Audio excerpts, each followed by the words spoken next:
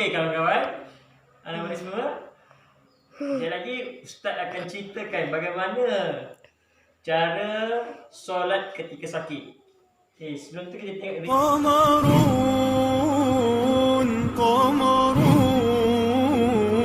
Qamarun sidna nabi qamarun wa jamil wa jamil. Assalamualaikum warahmatullahi wabarakatuh.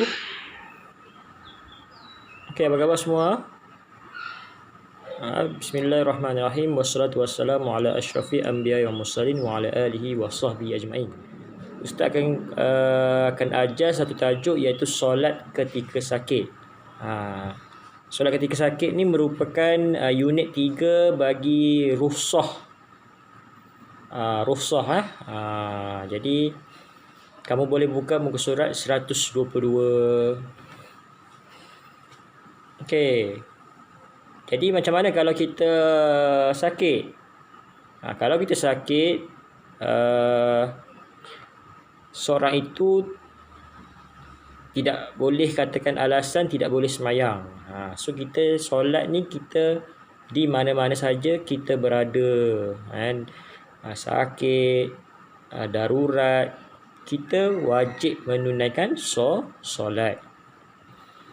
Kecuali orang yang uzur syar'i. Siapakah yang uzur syar'i? Orang perempuan, kan? Tak apalah, orang perempuan dia ada kelebihan dia. Jadi solat ketika sakit ada cara dia. So sebelum tu kita lihat dulu apakah yang dimaksudkan dengan solat ketika sakit. Okey, maksud solat ketika sakit, solat yang dilaksanakan oleh pesakit yang tidak dapat menyempurnakan sebahagian rukun solat dengan sempurna. Kalau dia sakit kaki, dia tak dapat melakukan dengan secara sempurna lah, seperti solat-solat yang biasa kita lakukan. Jadi dia mengikut kemampuan pesakit. Kalau dia tak mampu berdiri, dia semayang dalam keadaan duduk.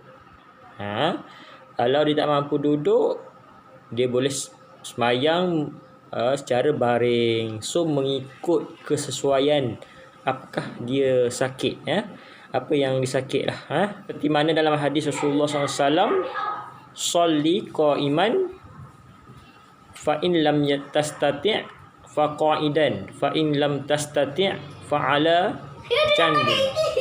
Solatlah dalam keadaan berdiri, jika tidak mampu maka solatlah kamu dalam keadaan duduk, maka jika tidak mampu maka solat dalam keadaan mengiring. So itu adalah hadis Nabi, yang mana ada kisah kenapa Rasulullah bersabda sedemikian. Kerana ada satu kisah Imran bin Husais yang berjumpa, yang bertanya kepada Nabi. Dia mempunyai penyakit buasir. Penyakit buasir ni dia buang berair besar, keluar darah. Ini sakit lah.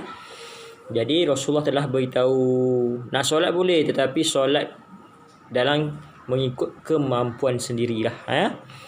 Okey, mari kita lihat cara solat ketika sakit. Okey, cara dia. Yang pertama, solat secara berdiri bagi orang yang tidak mampu rukuk atau sujud.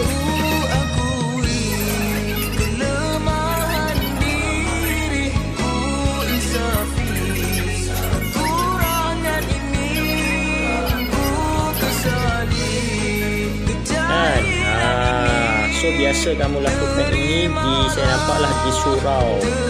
Kebanyakan pelajar lelaki lah yang solat menggunakan kerusi, meletakkan kerusi dan duduk di atas kerusi kerana sakit kaki, kan. Okey. Pertama, takbiratul ihram, Kemudian kedua, rukuk seperti biasa.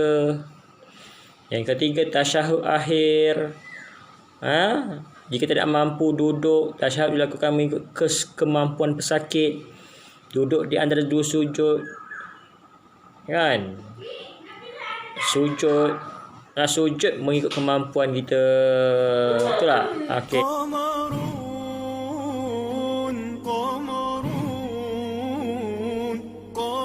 secara duduk. Okey, jadi duduk dia tak kisah melunjurkan kaki ataupun bersila, mengikut kaki kita lah. Kalau kita tak boleh, kaki kita tak boleh nak bengkok, so kita luruskan kaki kita. Kan? Mulakan solat dalam keadaan berdiri. Jika tidak mampu, pesakit boleh duduk mengikut kesempurnaan. Jadi kita duduk dulu. Tak mampu lagi, kita boleh dengan cara berdiri tadi. Tapi kalau tak mampu, kita duduklah dan meluruskan kaki. Yang kedua, takbiratul ihram seperti biasa. Dilaksanakan ketika dalam keadaan badan yang tegak. Okey, seterusnya yang ketiga iaitu rukuk. Dilaksanakan dengan menundukkan badan sehingga kedudukan dahi setentang dengan tempat sujud. So 35 darjah. Jadi macam mana nak rukuk tu, mengikutlah kemampuan kita untuk sujud, untuk rukuk. Okey, sujud dia mestilah berbeza sikit. Rendah sedikit berbanding dengan rukuk kita. Kalau sujud macam ni, jadi kalau rukuk macam ni, sujud kena lebih bawah daripada rukuk. Itu membezakan antara rukuk dan juga sujud. Dan seterusnya yang terakhir iaitu tasyahud akhir. Duduklah seperti biasa mengikut kemampuan anda. Bercahaya ni. Cepat dah. Okey, kita akan gerakkan saja kepala kita. Allahu Akbar. Allahu Akbar. Allahu Akbar.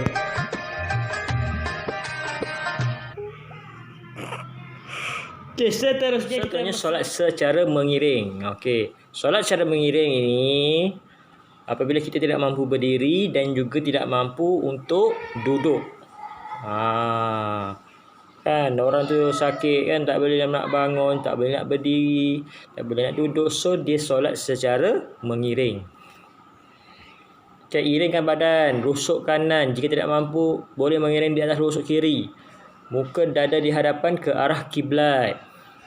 Kedua, pesakit mengiring ketika bacaan Al-Fatihah.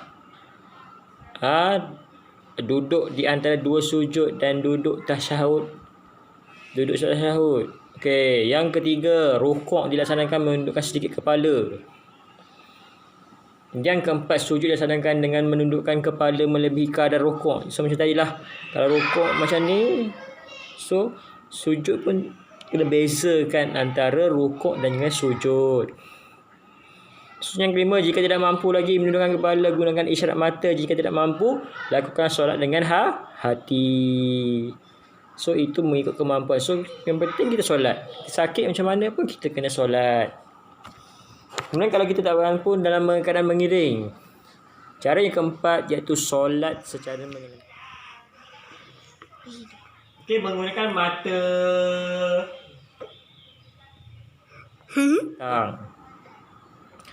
Merentangkan kepala, solat ingat isyarat mata. Rukuk dilakukan dengan menundukkan sedikit kepala. Sujud dilakukan dengan menundukkan kepala melebihi rukuk tadi. Seperti biasa sama juga. Jika tidak mampu, gunakan isyarat mata. Jadi mata, kena ingatlah kita punya sujud berapa kali, rukuk berapa kali. So kena ingat dengan cara kita menggunakan mata kita. Yakinlah. Isyarat mata kita habis tiram, negangkan sedikit. Isyarat mata kita rukuk, mata kita tertegak. Isyarat mata kita sujud, mata kita tertutup.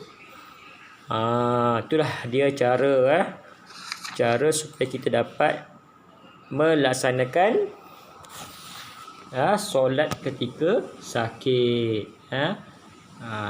So saya berharap anak-anak dapat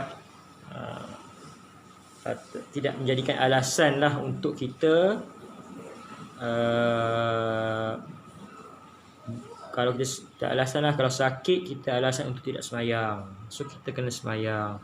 Kalau kita dalam keadaan PKP sekarang ni, jangan jadi alasan untuk kita tidak solat berjemaah. Kita kena sama-sama solat berjemaah bersama keluarga kita. So kita jangan jadikan alasan untuk kita tidak solat. Kerana solat ini merupakan rukun Islam. dan wajib, perkara wajib yang perlu kita lakukan, perkara fardu ain. So anak-anak yang berada di rumah, solat itu tiang agama. Assalamualaikum warahmatullahi wabarakatuh.